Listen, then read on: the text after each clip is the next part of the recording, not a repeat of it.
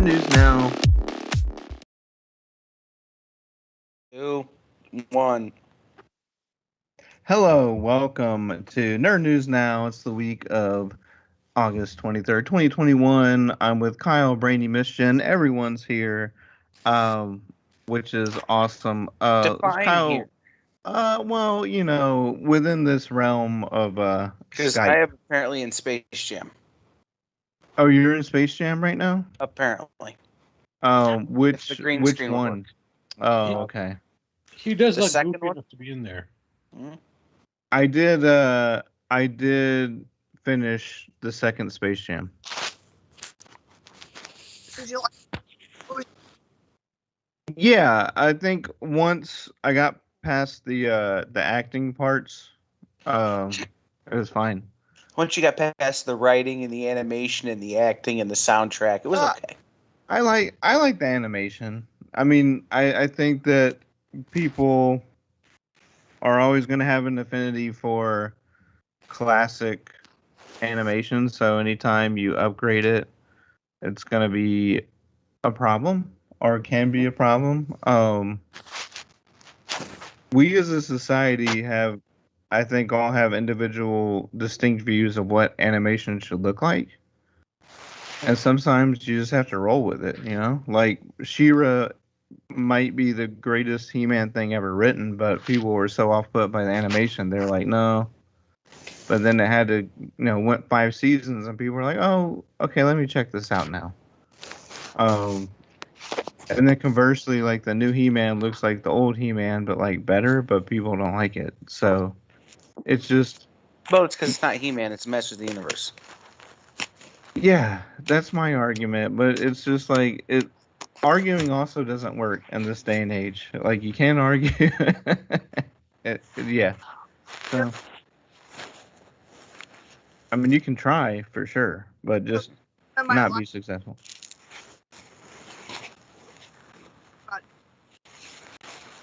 Can anyone understand a word Miss Jen is saying?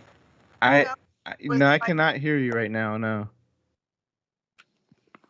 Will this mess everything up?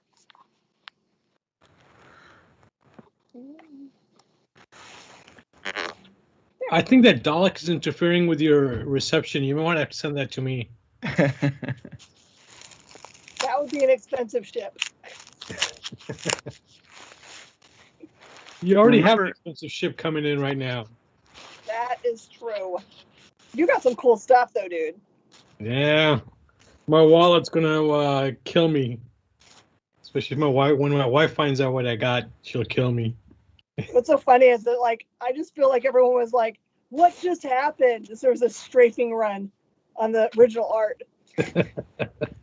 I can't believe what's his name beat me on one of those. It's okay. Katali just had a new baby, so you can be happy for him. No, I'm too selfish to be happy for him. Oh. Like, congratulate him. I'm having a Groundhog Day. Remember, like 3 weeks ago, we went on this long diatribe about cardboard cutouts and how they still exist. And I didn't know if that was this episode or what it was. What's going on? Maybe I'm in Space Jam right now. Here, let me go back to the website and see what's in stock.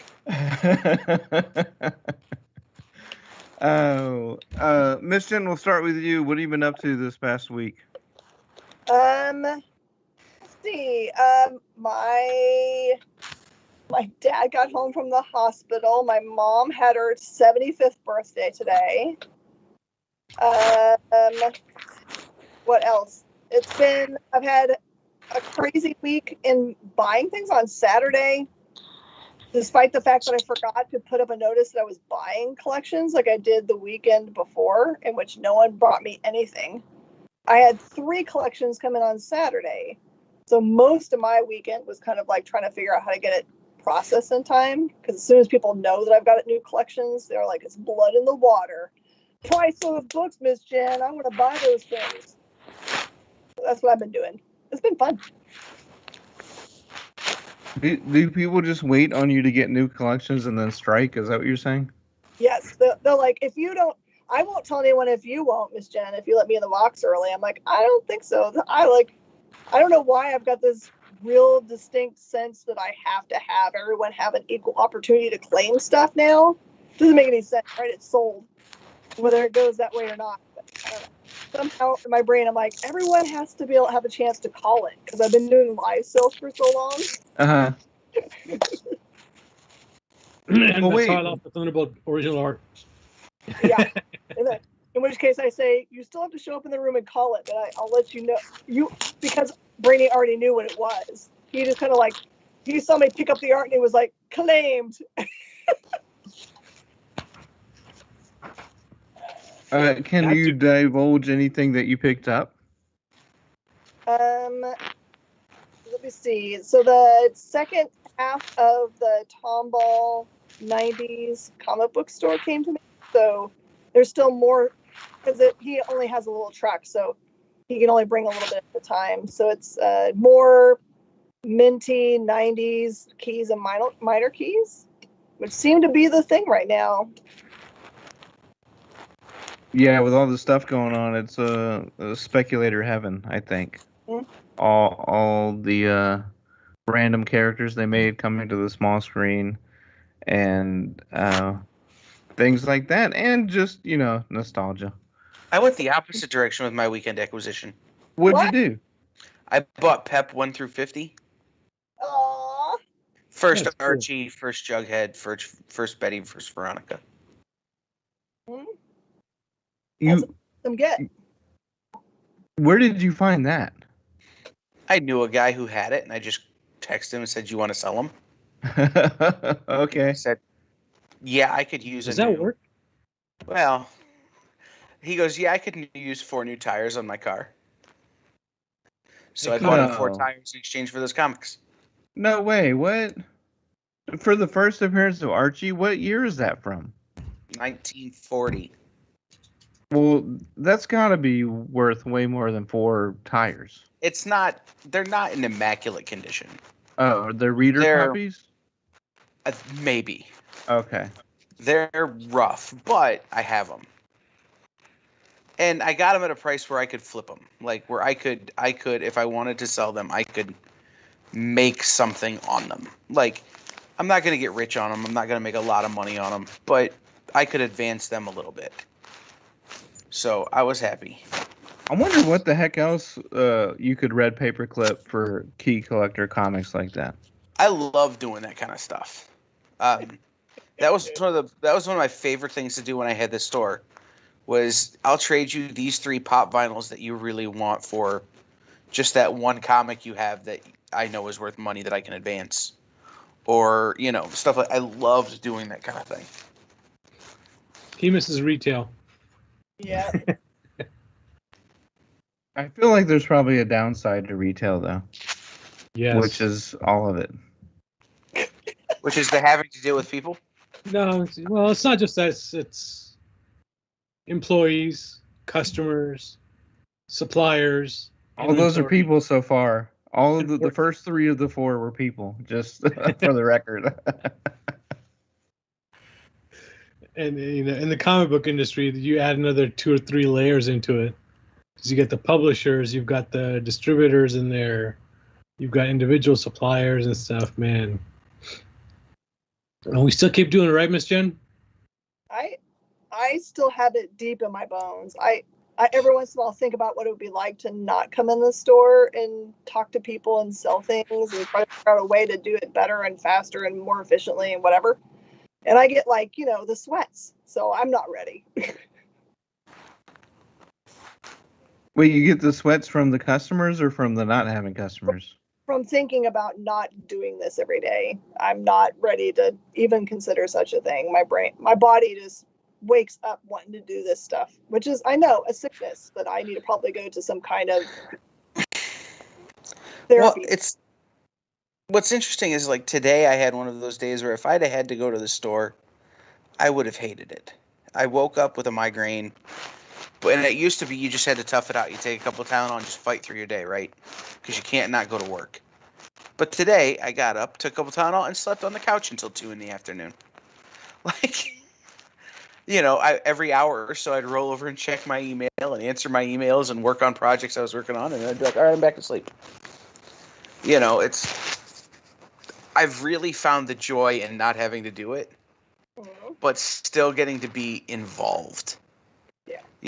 I was talking to some Comic-Con promoters yesterday and this afternoon, and working with a new publisher contact that I have, and it's not nearly a new contact, it's just somebody I haven't talked to in a while, and these kind of things. And so I still get to be involved in comic books, but I don't have to deal with people.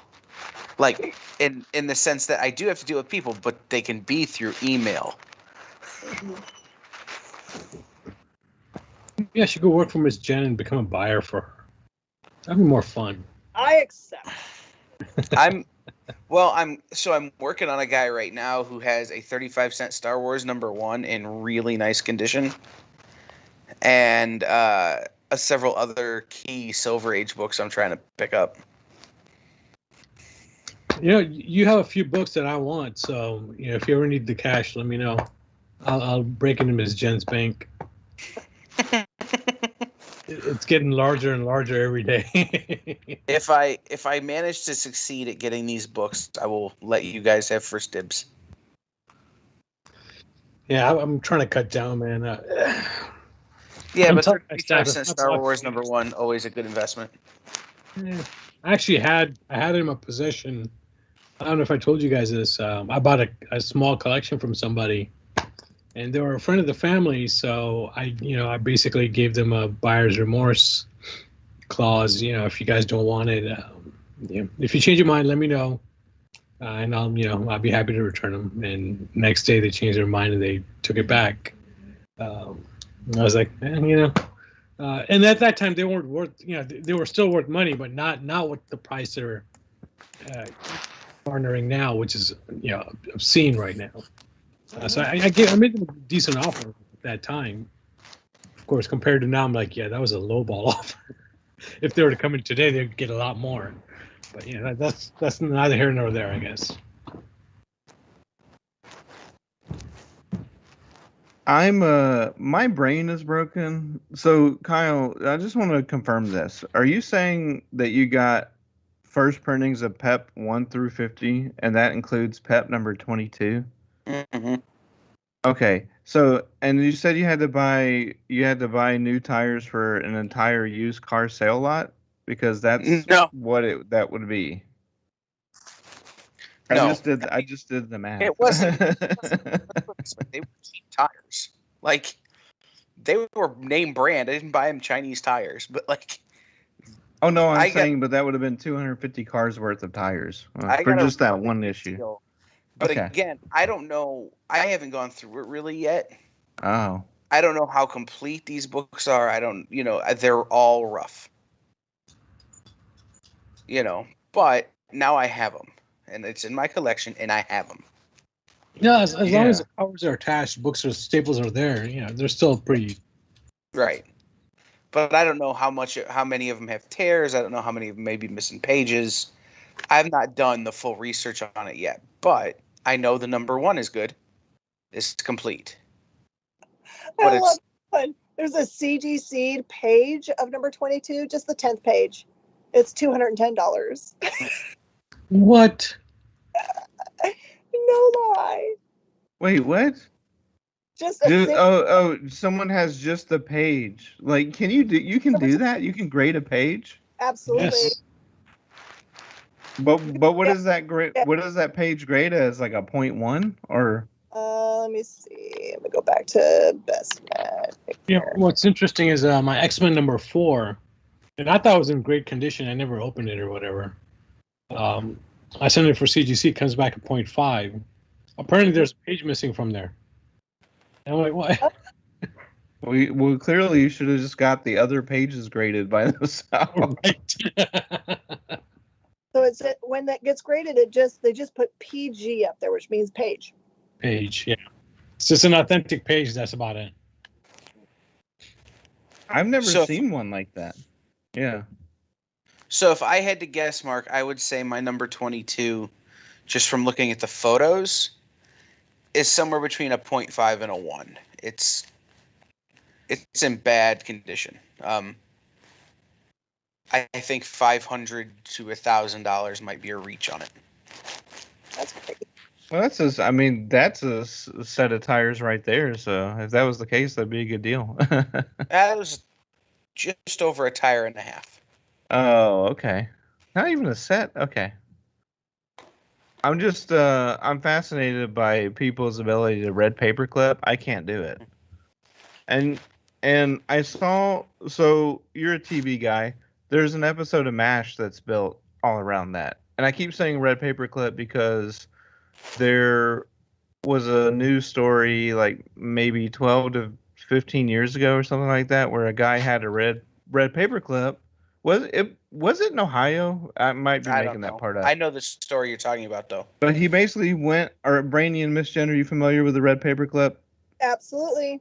Okay, where this guy basically just was like, I wonder what I can get for this. And he just kept trading his way up to a house. Now, what kind of house it was, I don't know, but I've always been fascinated by that because I There's can't. a woman on TikTok Uh-huh. who has been playing this game. She wanted to meet Celine Dion. And the goal was to trade up to a VIP experience at a Celine Dion concert in Vegas. Like to start with nothing to trade up to that. It turns out she wound up trading into an original painting from a Canadian artist who Celine Dion collects, and wound up trading into meeting Celine Dion to give her this painting. Nice. That's And pretty bad. now, did she know that that was the path that she was on? Was that No, like, it just sort no, of not at all. fluke happened. Well, that's cool how that happened then. Yeah.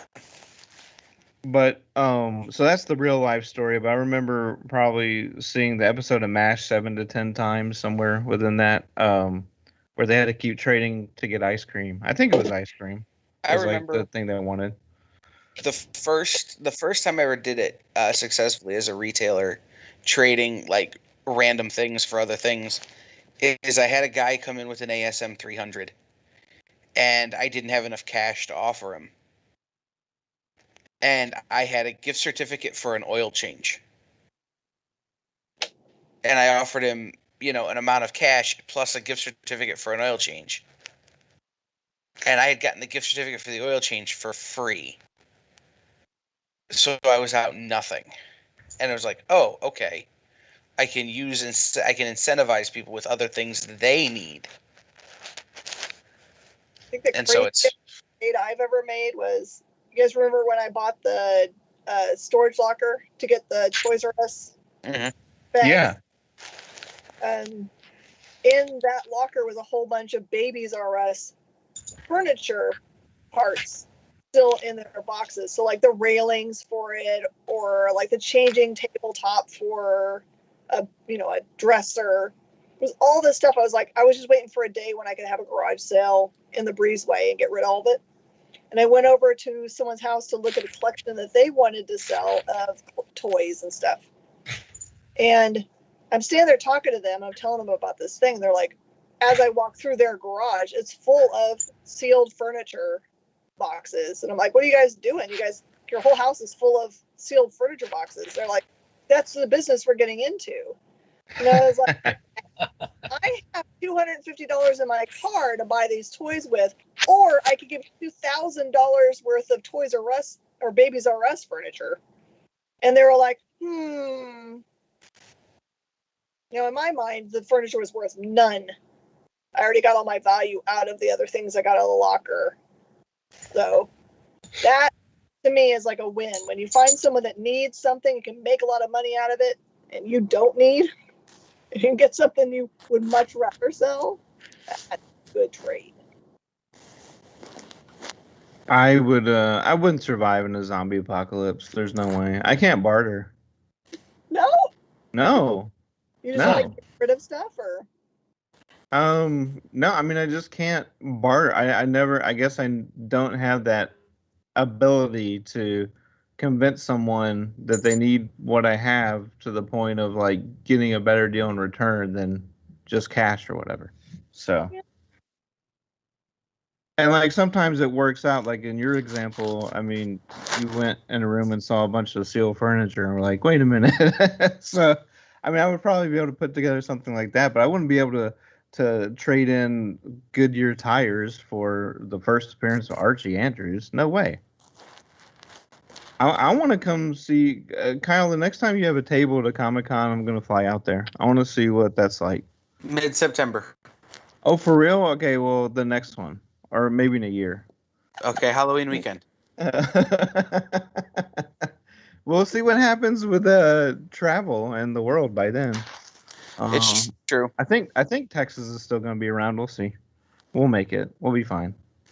See, and what's funny is that the best luck I have doing that kind of swapping and red paperclip kind of stuff is when I'm trading for stuff that I want that I don't intend to sell. Yeah. Like, because all of a sudden it's okay, we're actually working on emotional value as opposed to actual dollar figure value. Yeah. That sometimes just plays out better. Do you think it keeps you more focused when you're dealing with something like that? Like you really want it, so you're going to try every angle that you may not normally try, or just that's just how it is? No, I think it has more to do with if people assign an emotional value to something, they assign an emotional value to something that's not negotiable.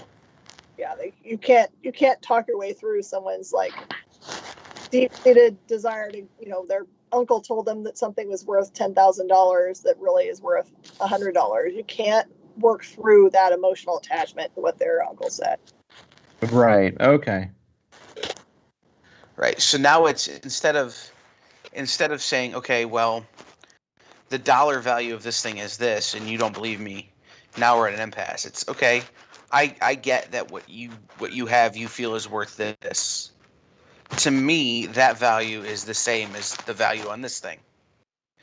I'll trade you this Fantastic Four graded comic for that laptop. Well, I need a laptop. Okay. Done. Deal. But that's what I'm saying is it's the value you're placing on that laptop is equal to the value I place on this comic. Right.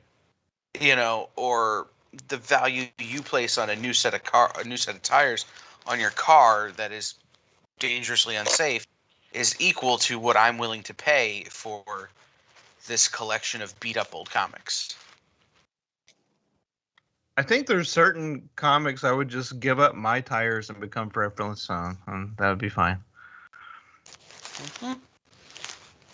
Which probably means I have a higher emotional value attached to certain comics than I do my feet, which wouldn't make it a mile, probably. I don't know how many feet, I don't know how many miles my feet could make if I replaced tires with my feet. Huh? Because cars are heavy. His car was the Flintstones car.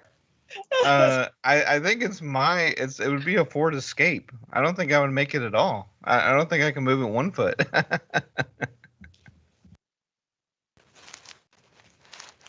I've watched The World's Strongest Man, but just because you watched The World's Strongest Man doesn't mean you too can move cars by yourself. You can. You just have to put them in neutral. Maybe. I could probably make it a few feet. I don't know. Says anyone who's ever run out of gas on the side of the road and had to push their car out of traffic. You can. You just got to get it into neutral first. I don't know how I haven't done that yet. I got real close once. I've just lucked out, I guess. Because there was definitely a time where I was driving on a interstate where there wasn't going to be a gas station for 30 miles, and I had like 22 miles of gas left, but I made it somehow.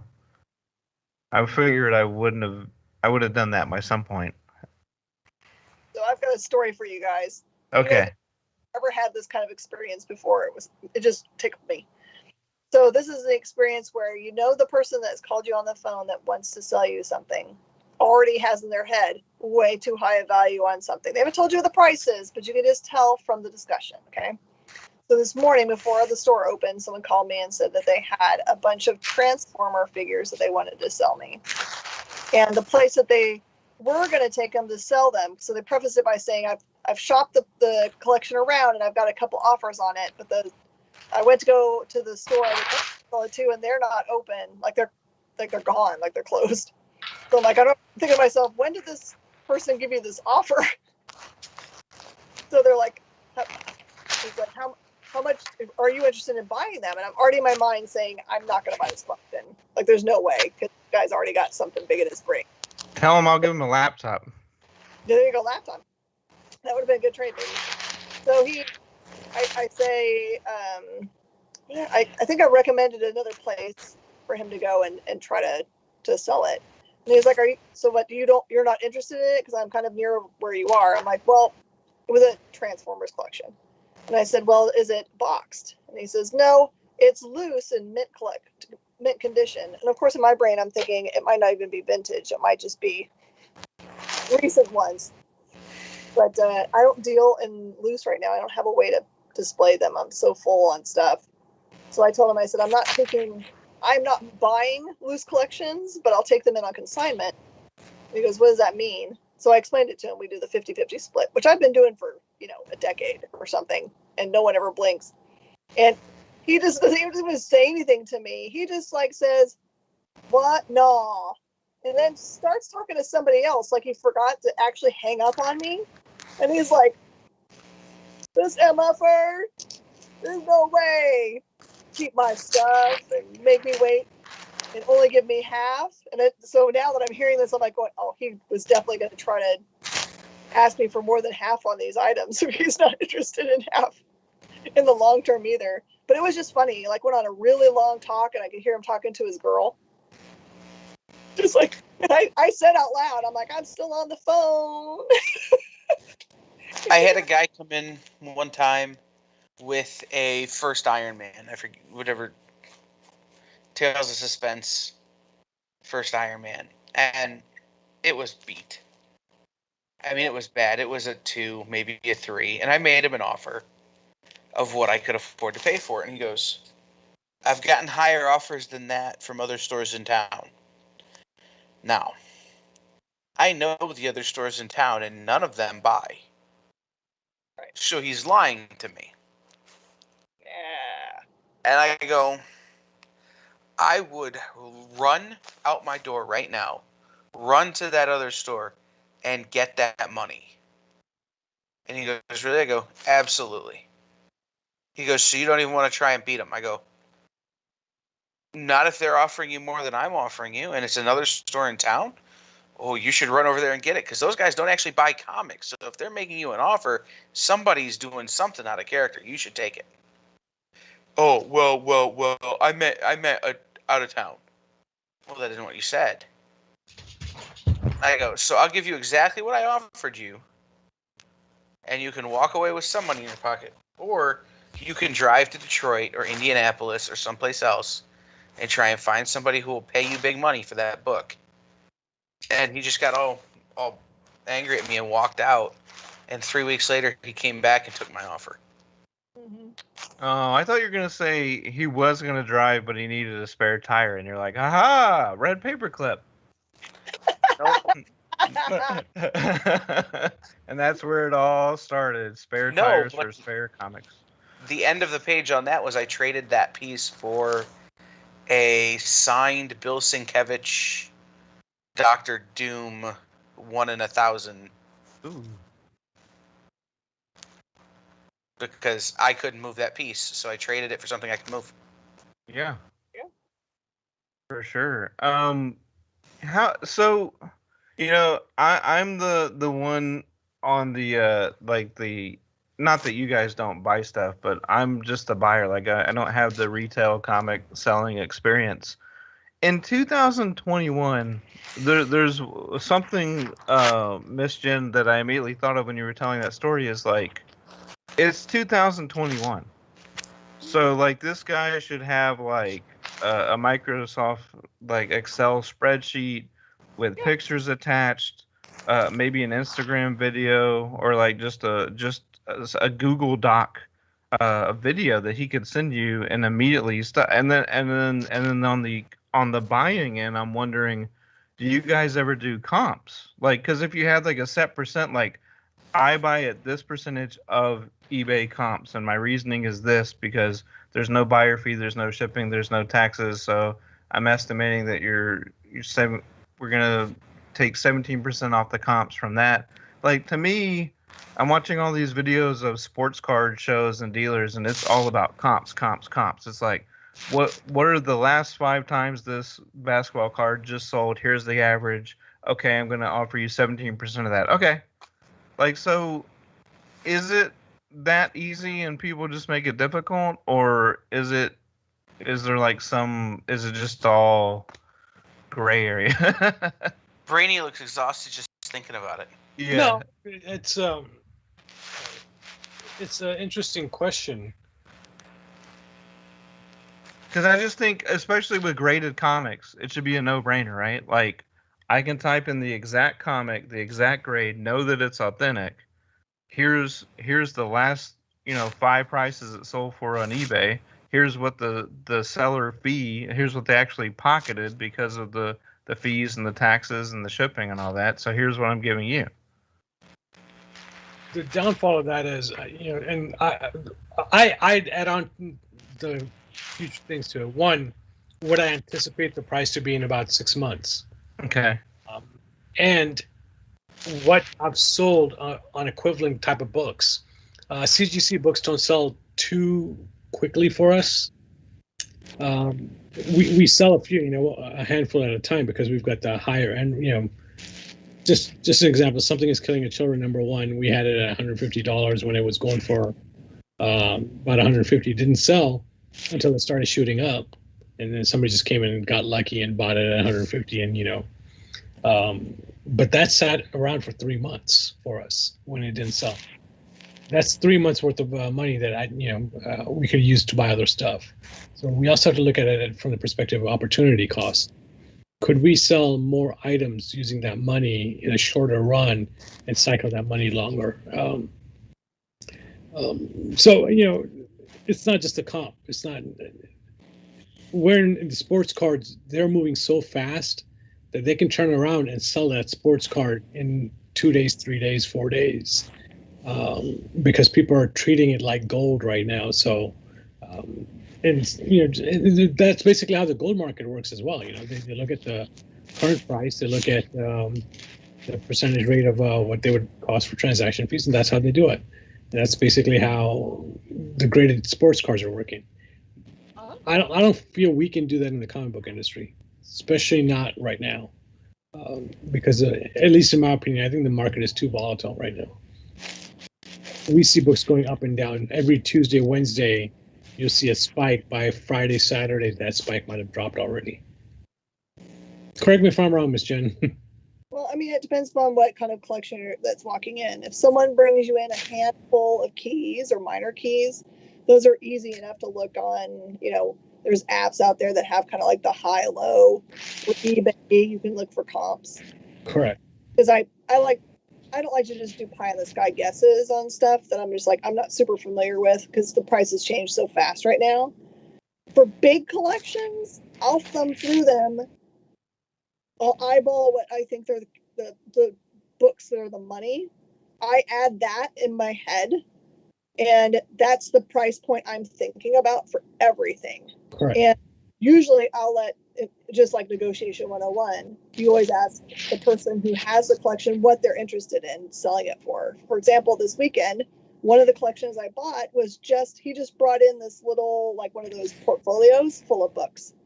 And I looked at them and they were all really good books, beautiful condition. There were some minor keys in them. And I asked him, what are you interested in for price to sell these to me for? And he said, $25. I was like, absolutely not. I said, these are worth way more than that. Let me look them up real fast and I can give you a better deal on them. So I bought them for $75, which he used in store credit. So I paid really $37.50 for them, or thereabout. So I won't let someone lowball themselves. Like if they're like way off, I just can't sleep at night if that stuff goes down. So I'm not going to be that person that they say later on, man, she ripped me off. But if they say a reasonable price, my favorite thing is when the price I have in my head is the one they say out loud. And I'm like, we're perfect. Because I've had that happen a couple times recently. That I'm like, perfect. This person knows that I've got to make money, and they're not offended by such things. So that's comps, yes, but mostly you kind of just buy collections for the ones you know you can move quickly. Yep. And the rest of the stuff you know is going to be kind of a slog, but that's where you're going to make your most of your profit anyway. Yeah. I used to have a two-step method, which is basically what Brainy and Jen have just outlaid, and then I had a buy list. So if you bring me an ASM 300, this is the minimum I'm willing to pay for a good condition ASM 300. Yeah. If you bring me a beat up ASM 300, I'm going to pay less than that. And I would always, so the buy list always stipulated good or better quality. This is the minimum I will pay for these books. Because I knew if I paid $150 for a good condition ASM 300, I could make minimum $200 on the book. Right. And if you brought me a great condition, I'd pay a little bit more because I knew I could get a little bit more. So I always had a buy list of stuff that I was always buying.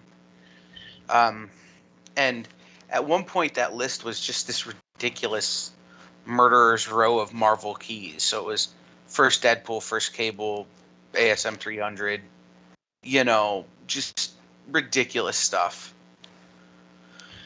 And I realized what was happening is that people were keeping perfectly good books that I wanted and only bringing me this stuff that was on the buy list. Yeah. So I did away with the buy. What I wound up doing was saying, okay, this is my buy list, but I'm paying, if you bring me that plus other stuff, I'll give you a 10% bump for bringing me books from my buy list. So if you brought me 100 Spider-Man books that I was only going to pay $100 for, but one of them was ASM 300, so that's an additional $150. I'll give you an extra 10%, which isn't a lot of money. It's $2.50, but people would do, oh, the extra 10% if I bring him everything. Okay, great. Yep. In fact, you reminded me of a collection I bought once. This is something Miss Jen was talking about. He came in with 10 boxes, and he says he's got a lot more. The 10 boxes, 2 of them had mold on them, on the boxes. And the other ones, there was water stains and nothing else, The books weren't that bad inside. They were sellable, but if you go to the back, towards the back of it, they were all crumped together, water crumping and everything. I told him, look, this is basically bulk comics. We'll buy the bulk comics. We buy them. We have price for bulk boxes. The rest of the collection he brought in, I would say about 70% of it was still in good condition. So it seemed like they were stacked somewhere and they had a water damage or whatever. And the first batch he brought in was the damaged stuff, and everything else he brought in. This was in his collection. He basically either got a locker or he bought an apartment or whatever. Because he barely spoke English. So I told him, look, these could be worth more. If you want to, go for it. If not, this is our offer. He was happy to do it. Skimmed through it. I found a couple of keys that paid for the collection. Beyond that, we weren't able to sell most of the collection because, it was just filled with stuff. They're dollar books and stuff, whatnot. But there were a few keys that made up for the collection. So when buying collections, you never know what you're getting, unless if you're actually going through the entire collection one by one. Yeah. Which is something you don't have time to do. Mm-hmm. My favorite thing to do when I would get stuff like that, because I would get that stuff on occasion, is pull the keys, pull the good stuff, but then just leave it outside. And what I did to get rid of books like that they're a little water damaged, or maybe a little moldy, they're stuff I can't regularly sell, I would sell them by weight to customers, $5 a pound. Yeah.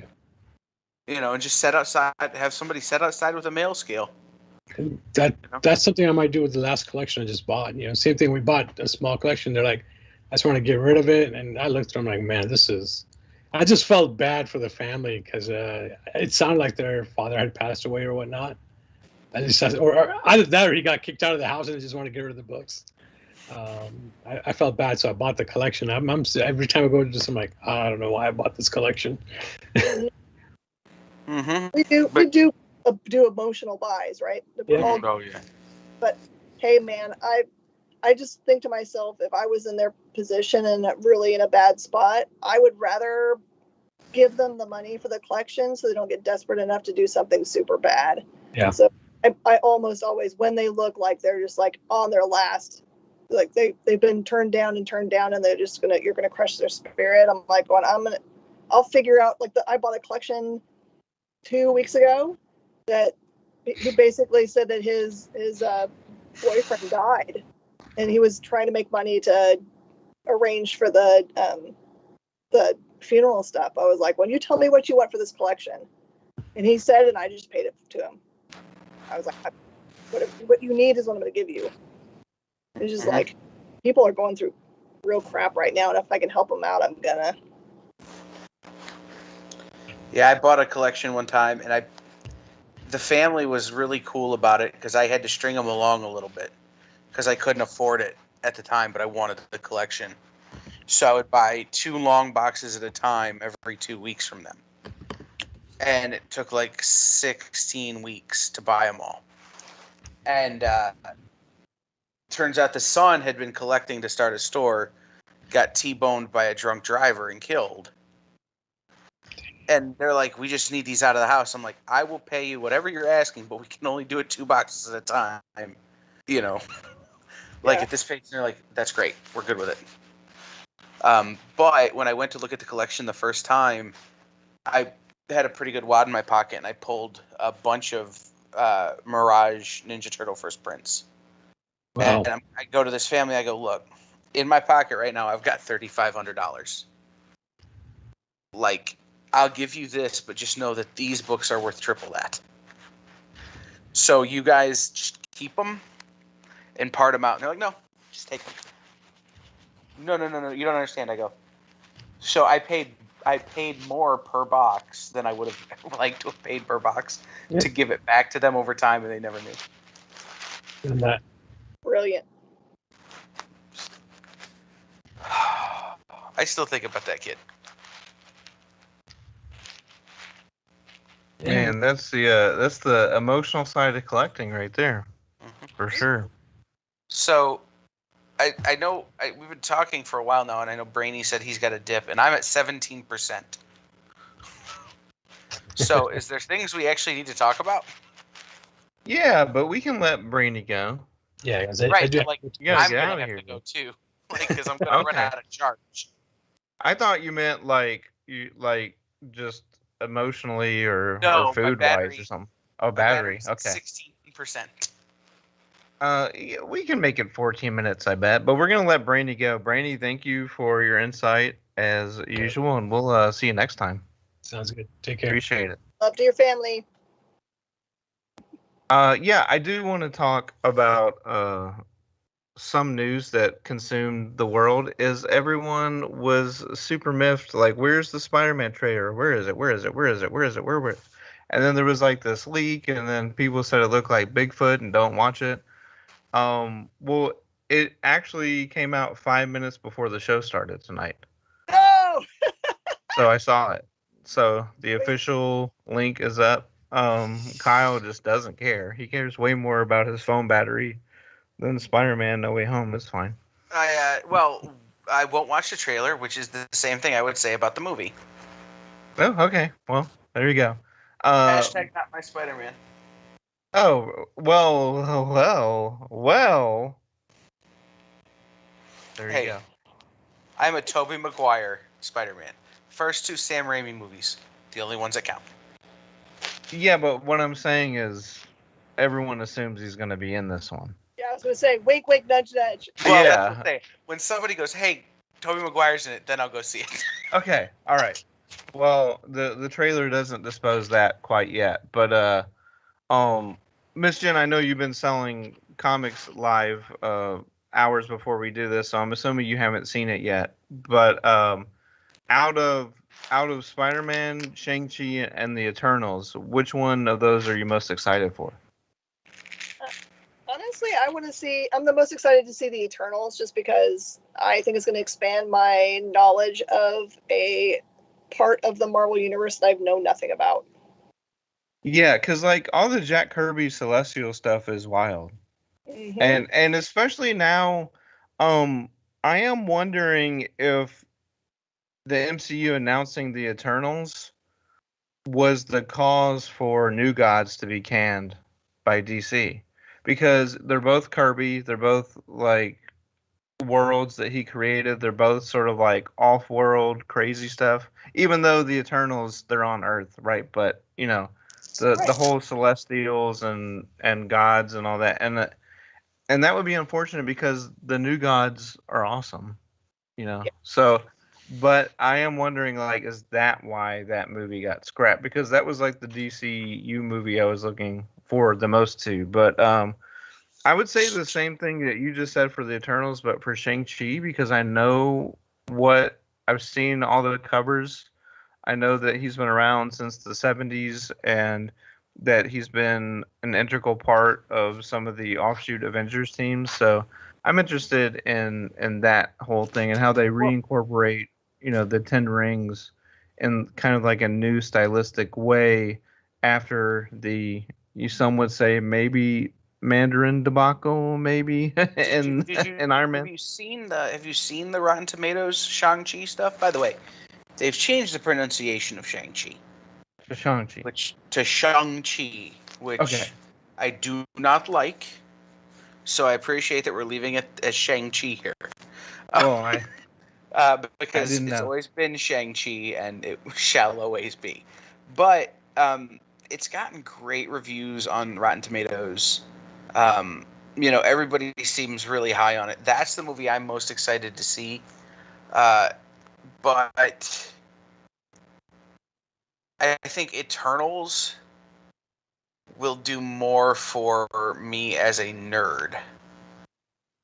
If that makes any sense. Oh Yeah. yeah, absolutely. Yeah. And now, are you all already familiar with the Eternals? A little bit. Okay. I'm like Jen. It's one of those things I know about the Eternals, but I don't have a encyclopedic knowledge of the Eternals like I do about Spider-Man. Everything I know about the Eternals, I learned from Dan Wickline. Kind of, basically, yeah. What were he and I texting about? He and I were texting about something this weekend.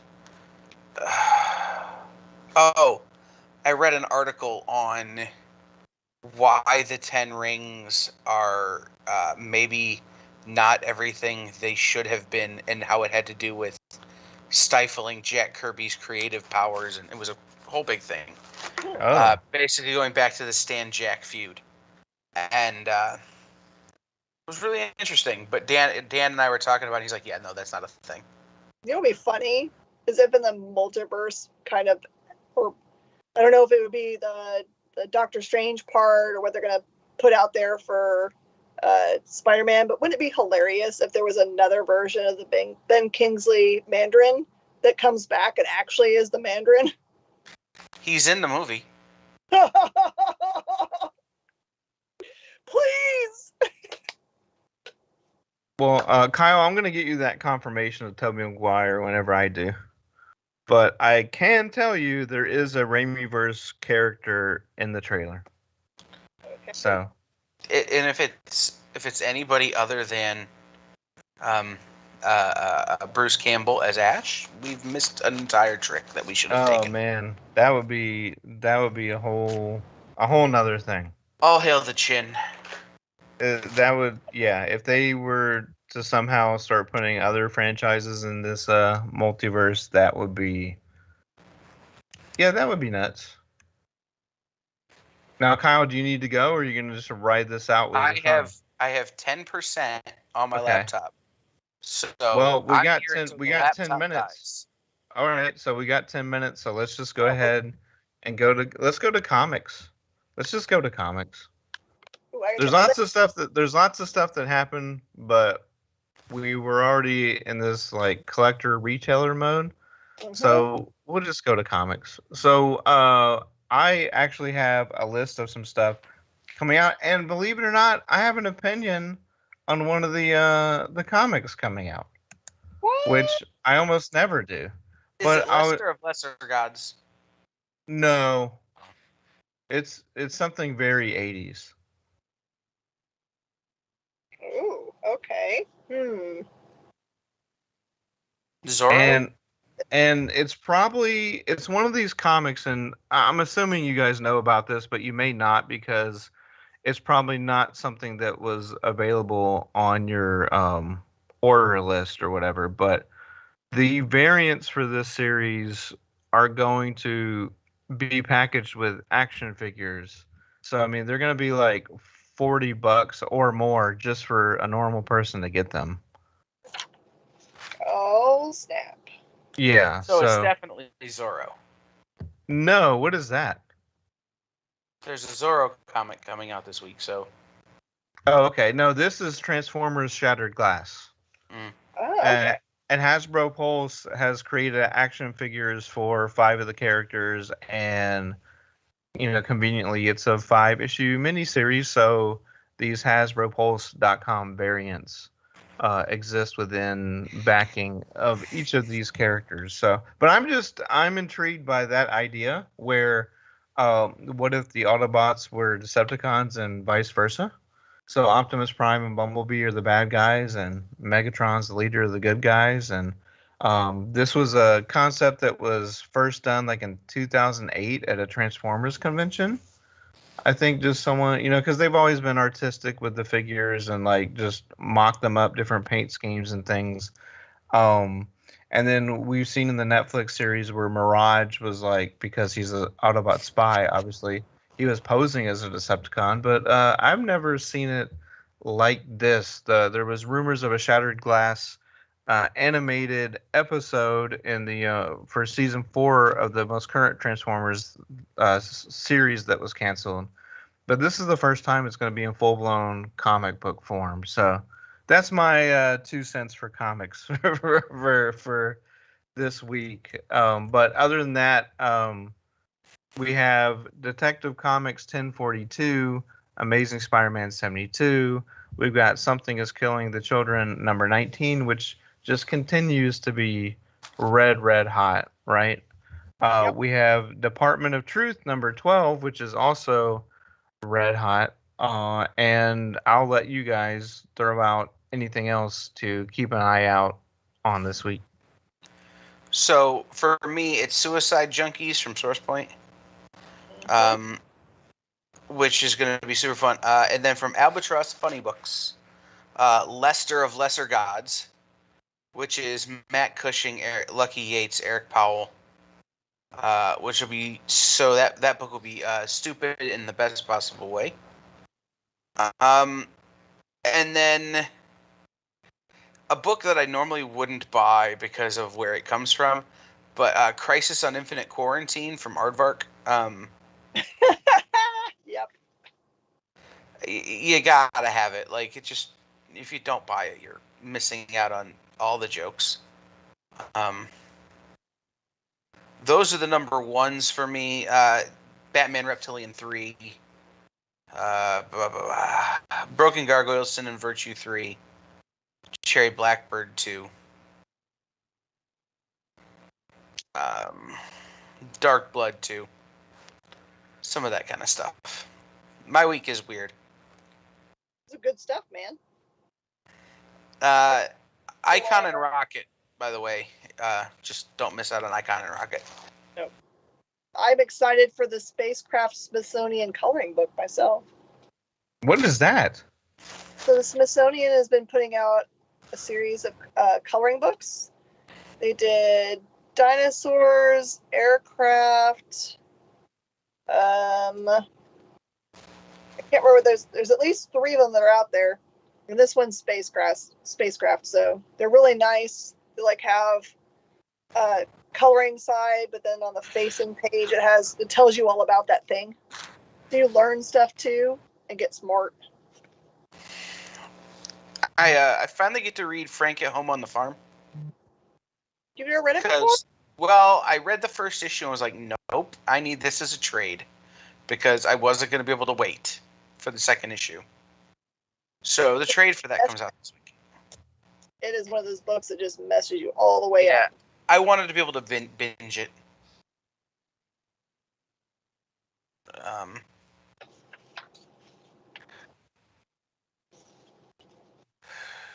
Oh, and I also left out Ice Cream Man number 25. Oh, yeah. I think that's going to be a big one. Yeah, there's King Spawn's probably going to be the one that's going to have the most people, just random people coming to the store, I'm guessing. Now, what is King Spawn? How is that different than Spawn? So He's royalty. it's, Oh. yeah, Married queen. they're Elizabeth? for the Spawn universe. They've got 3 new books, and that's one of them. We haven't seen the team book yet, but Oh, okay.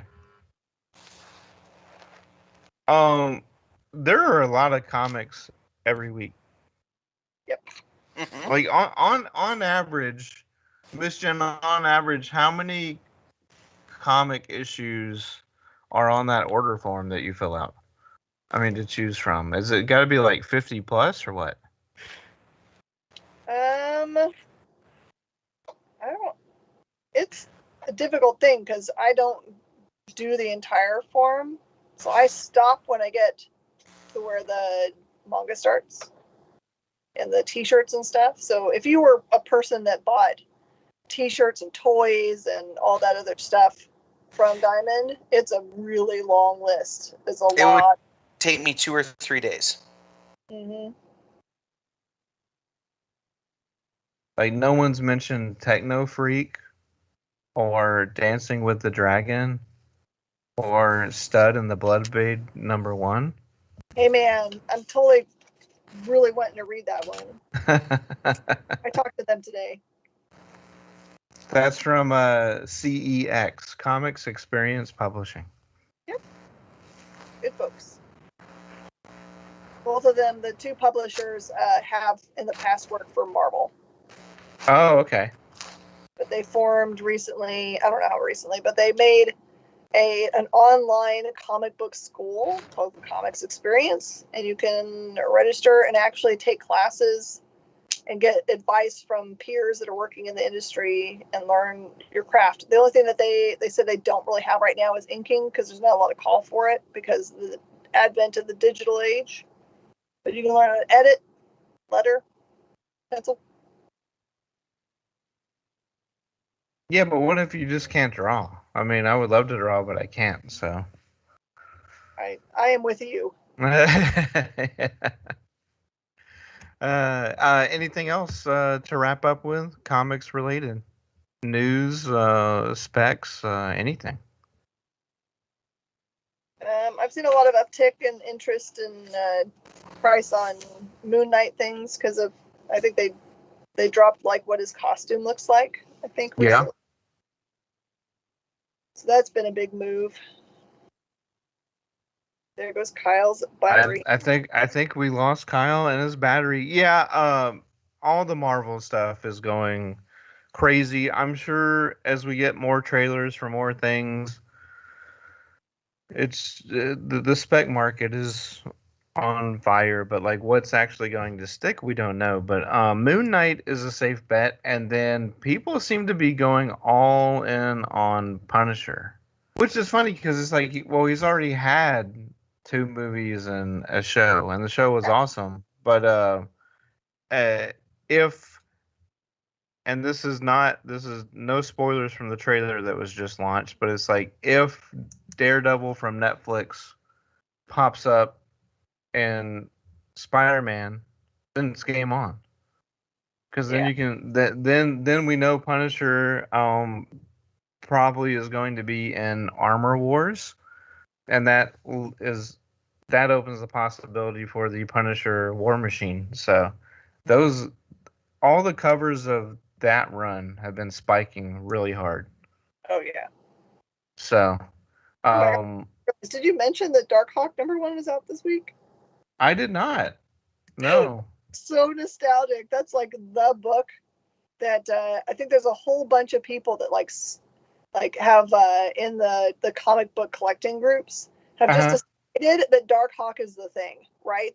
There's no reason to believe that anyone's ever going to develop that property or put him in a show or anything, but they've just decided that Darkhawk is the bomb and they're going to collect every issue they can. I love those guys. Okay.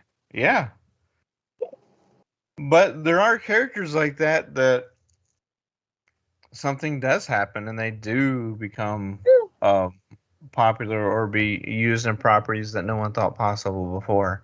I mean, not necessarily Venom per se because he has been. But did you ever think there was going to be a Venom movie, let alone like a sequel to the Venom movie? I don't know, things like that. Yeah. But also now with the speculation market, there's just so many outlets for series and movies, which we've talked about before. But I'm sure like every time Titans gets released on HBO Max, every time there's a new episode, some book somewhere goes up 300%. Absolutely true. Just because of it can be like, oh, this is the first time there's a costume. I think there's like a Nightwing dog where he has a Nightwing comic where he has a dog called Bitewing, and it like went from $5 to $20. Okay, I mean that's. I don't know if we'll ever see Bitewing on the big screen or small screen or what have you, but yeah, As long that's as we it. get Oh, Pizza go Dog. ahead. Okay. Wait, go ahead. As long as we get to see Pizza Dog eventually, we're good. We're gonna get to see Pizza Dog, and one of the covers on the spec market is Kate Bishop, America, and Pizza Dog riding towards the sunset in a drop top Corvette. So, yeah. So there's gonna be. Well, do you think we're ever gonna be comic overloaded or not? Because I thought that point would have already passed, but it seems like they keep it fresh enough to where we just keep going. I mean, we'll probably get to the point where they kind of mined every old comic book storyline for superheroes, and then I just can't imagine a world in which they would have mined every comic book story that's an independent comic story because there's so daggum much out there. I just think we're gonna get addicted to things that are well thought out and that they're based in comic books is fine. I don't think the normal human being necessarily knows all of those things are based on comics, so they may not get burned out because they don't know they're watching a comic book movie. Well, like we talked about, Old. Old is a trade paperback named Sandcastles. And then this example is almost like a decade old now, but the Viggo Mortensen movie History of Violence. No one knew that was a trade paperback. Mm-hmm. So there's plenty of stuff. The big thing for me coming up is Why the Last Man, because it was sort of like in this production hell for 5 years. Oh, gotcha. And so now it's going to be like FX on Hulu, but it's not going to be airing on FX. It'll just be on Hulu, which nowadays, if you want Hulu, people have Hulu. So it's a fairly accessible platform, but I'm just interested to see if it's anything like the comic, because these large scale, like traveling around the world comics, that once they get to a small screen have not been like the comic. Like Preacher, it was fun, but it wasn't the comic. And not saying like, oh, it wasn't exactly like the comic, but it's just like you got to change for the reality of a TV budget. Like, Exactly. instead of going all around the world in 66 issues, they had to stay in New Orleans for 8 episodes, So that's what you get. Well, that's all I got for this week. I feel like we played some sort of game where like you and me made it to the end because That's right. Brainy had to leave and Kyle had to leave. So, but we made it. So thanks to Kyle and thanks to Brainy for being on earlier, and thank you, Miss Jen, for being along for the entire hour. And thank you for watching and listening to Nerd News Now, part of the Kingdom of Geekdom on Woodlands Online. Sponsor of the Adventure Begins comics and games and Space Cadets collection. Check out other shows on Woodlands Online like Music Cafe, The Adventure Begins Show, Woodlands House and Home, The Best You, Between the Trees Business Talk, and much more. You can also watch these on Woodlands Online and on our partner station KBQT HD21 over the air on your television. All these and more on Roku. Just search and add Woodlands Online to your streaming lineup. And remember, you can listen to us in podcast form on Spotify, iTunes, Stitcher, or wherever you get your podcasts from. We'll see you next time on Nerd News Now.